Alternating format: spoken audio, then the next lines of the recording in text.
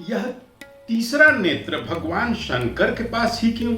और भी देवी देवता हैं, मनुष्य भी हैं, उनके पास क्यों नहीं? यह प्रश्न यदि आपके मन में भी कुरेदता है तो यह वीडियो आपके लिए है।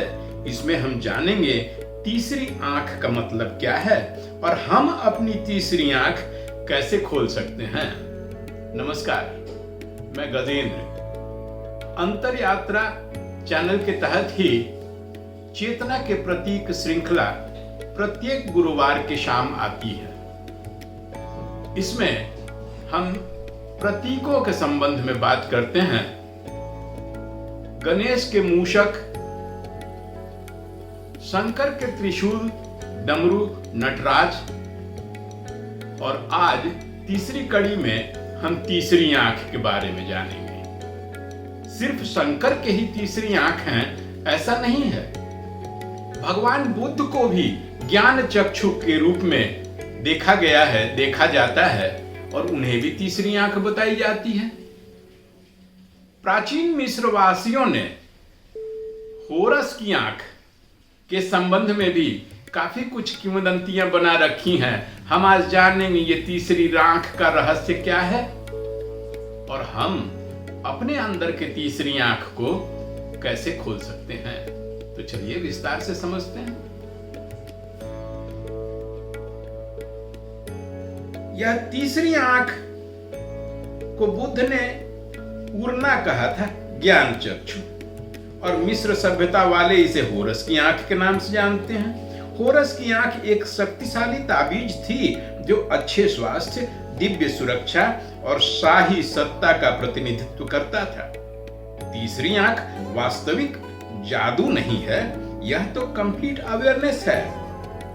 वह स्थिति जहां चेतना दोनों सीमाओं से ऊपर उठ जाती है, मन की गति और इंद्रियों का शोर जहां पीछे छूट जाता है। यह हमें इसलिए दिखाई नहीं देता क्योंकि यह भौतिक है ही नहीं, यह तो चेतनात्मक है।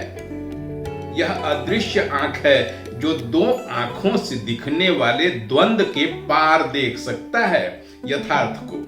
आपके पास भी है तीसरी आंख। आपका कोई कलीग जब कोई फैक्ट मिसरिप्रेजेंट करता है, छुपाता है, दिखावा करता है, आप समझ जाते हैं ना, देख लेते हैं ना जो वो छिपाना चाहता है। यही तो है छोटी सी झलक तीसरी आंख की। इसे ही जब प्रखर कर लेंगे हम तो सिक्स्थ सेंस भी आने लगता है। विज्ञान इसे मस्तिष्क के भीतर स्थित पीनियल ग्लैंड के रूप में प्रस्तुत करता है। यह ग्रंथि मेलाटोनिन जैसे हार्मोन्स बनाती है जो नींद, सपने, कल्पना, विजुअलाइजेशन और गहरी जागरूकता को निमंत्रित करता है। यह एक light sensitive consciousness regulatory centre है। तो चलिए समझते हैं, भारतीय योग शास्त्र इसे आज्ञा चक्र के नाम से क्यों जानता है, जो दोनों भौहों के बीच में तिलक जहां लगाते हैं वहां स्थित है। आज्ञा चक्र की और शरीर के ऊर्जा के चक्रों के संबंध में एक विस्तृत वीडियो इसी चैनल पर खुद को जाने श्रृंखला के तहत बनी है और रखी है, जिसका लिंक मैं डिस्क्रिप्शन बॉक्स में डाल दूंगा। आप जरूर देख लीजिएगा। ऊर्जा चक्र अपने ही शरीर के महत्वपूर्ण 7 जगहों पर स्थित होती है और विभिन्न तरह की ऊर्जा संचरित करती है। आपने यह भी गौर किया होगा कि शंकर की तीसरी आंख जब खुली दिखती है तब वे आदि योगी के स्वरूप में नहीं होते हैं, लेकिन जब आदि योगी के स्वरूप में होते हैं सभी आंखें बंद होती है, अंतर्मुखी दिखते हैं, बिल्कुल शांत। तो तीसरी आंख का संबंध आदि योगी स्वरूप से बहुत गहरे लगा है। आप भी इसी विधि से अपनी सिक्स्थ सेंस को एक्टिवेट कर सकते हैं और आपके पास ईश्वर ने वह सभी टूल्स दे रखे हैं जिनके उपयोग करके आप अपनी तीसरी आंख खोल सकते हैं। ज्ञान के चक्षु हैं ये। तो हम अपनी तीसरी आंख कैसे खोलें, कैसे एक्टिवेट करें ताकि हमारी व्यवहारिक जिंदगी सजग और सुगम हो सके, और हमारे अंदर प्रकृति ने क्या क्या टूल्स दिए हैं जिसका हम उपयोग करके अपने आप को अधिक जागरूक बना सकते हैं। सबसे पहले खुद को भली भांति जानने की जरूरत है। हम क्या हैं? इसके लिए जानना है कि हमारा ये शरीर जो है वो पंचकोश व्यवस्था के तहत कैसे गढ़ा गया है। 5 कोश होते हैं, 5 लेयर्स या शीट्स। अन्नमयी कोश, हमारा शरीर जो अन्न से बना है। प्राणमयी कोश, प्राण ऊर्जा जो हम सांसें लेते हैं।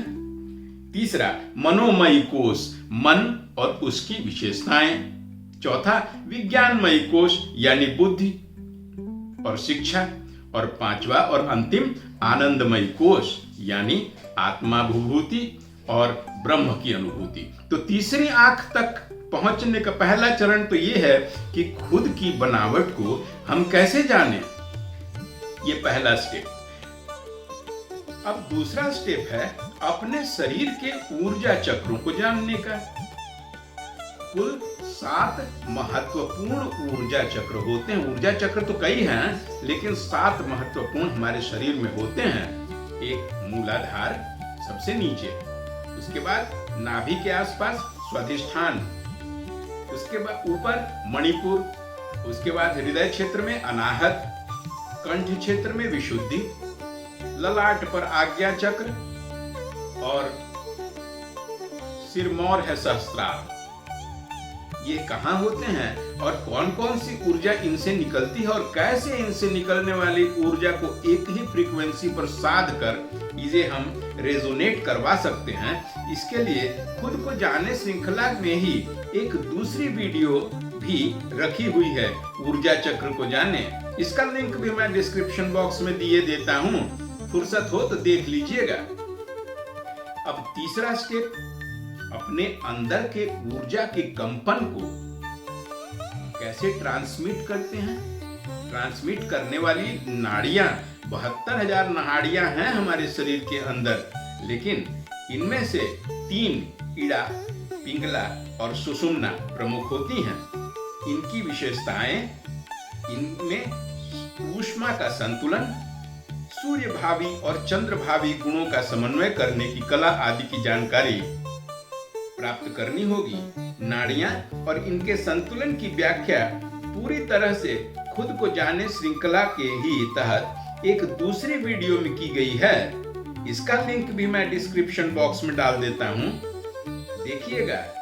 खुद को न जानिएगा तो आगे कैसे बढ़ेंगे किसी भी क्षेत्र में। तो तीसरी आंख खोलने के लिए इन 3 स्टेप्स में हमने खुद को जानने की आवश्यकता को जाना है।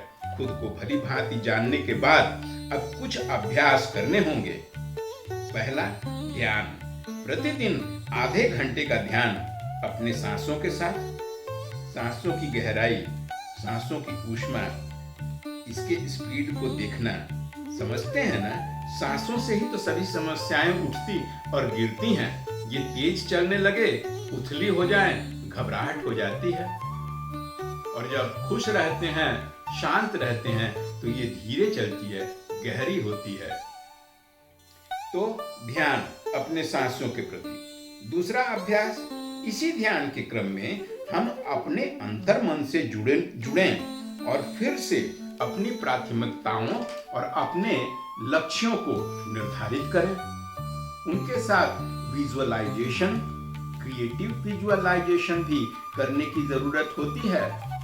तब हम अपने लक्ष्य को बिल्कुल साफ, स्पष्ट देख सकते हैं, विजुअलाइज कर सकते हैं और अपने अंदर की कमियों बेसियों को उसके अनुरूप सुधार बना सकते हैं। तीसरा अभ्यास, अनुलोम विलोम प्राणायाम।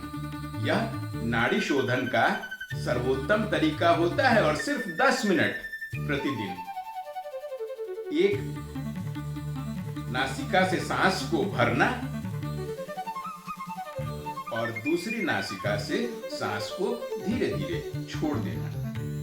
यह अनुलोम विलोम प्राणायाम प्रतिदिन सिर्फ 10 मिनट। चौथी, जर्नलिंग करना। प्रतिदिन 5 वैसी बातें जो आपको प्रसन्न कर गई और उनके लिए आप धन्यवाद ज्ञापित करते हैं, ग्रेटिफिकेशन है आपके पास, इस तरह की बातों को अपनी डायरी में लिखिए। और वैसे ही 5 वैसी बातें जो आपको अच्छी नहीं लगी आज, उस क्षण आपने कैसे रिएक्ट किया था, क्या वो सही था, क्या उसमें सुधार की जरूरत है, खुद से पूछना है, खुद जानना है और इसे एक डायरी पर लिख लेना है, जर्नलिंग करना है। 5 अच्छी बातें और 5 आज की बुरी बातें। ऐसे में हम अपने आप को, अपनी इंद्रियों को और अपने एक्टिविटीज को नियंत्रित कर सकते हैं, एक निश्चित दिशा में, अपने लक्ष्य की दिशा में चैनलाइज कर सकते हैं। और 5वां उपाय माइंडफुलनेस। जो भी आपके पास है एक्सेप्ट कीजिए विथ जॉय। हमारे पास कई संसाधन ऐसे हैं जो औरों के पास नहीं है। हम उनके साथ रहें, उनको समझें, उन्हें महसूस करें, उन्हें फील करें। अपने साथ कुछ ही देर तो रहना है। तो मित्रों, तीसरी आंख एक गहन विवेचना और अभ्यास का फल होता है, कोई जादू नहीं है। और इस ब्रह्मांड में ने वो सभी चीजें आपके अंदर ही दे रखी हैं जिससे आप भी अपनी तीसरी आंख खोल सकते हैं। जरूरत है प्रतिदिन सुबह के 1 घंटे और रात के आधे घंटे अपने आप को देने का। तो तीसरी आंख का रहस्य कुछ भी नहीं है, अपने आप के अंदर झांकना है, अपनी पोटेंशियलिटी को एक्सप्लोर करना है। सब कुछ हमारे अंदर है, बाहर तो सिर्फ द्वंद है। ये दोनों आंखें जो देखती हैं अच्छा बुरा, सुबह शाम, काला गोरा, यही द्वंद है। और तीसरी आंख इस द्वंद के बीच के यथार्थ को देखती है, बिटवीन द लाइंस। सुना है ना? तो आज की ये प्रस्तुति कैसी लगी हमें जरूर बताइएगा और अपने मित्रों को भी जरूर शेयर कीजिएगा जो बाहरी दिखावे और चकाचौंध में व्यस्त हैं। अपने अंदर झांकने का समय निकालना उन्हें भी सिखाइएगा। आज के लिए इजाजत दीजिए मित्रों, हम अपनी अगली प्रस्तुति में फिर से अपने ही गुणों अवगुणों के साथ, शक्तियों और कमजोरियों के साथ फिर आपके साथ आएंगे। तब तक के लिए नमस्कार।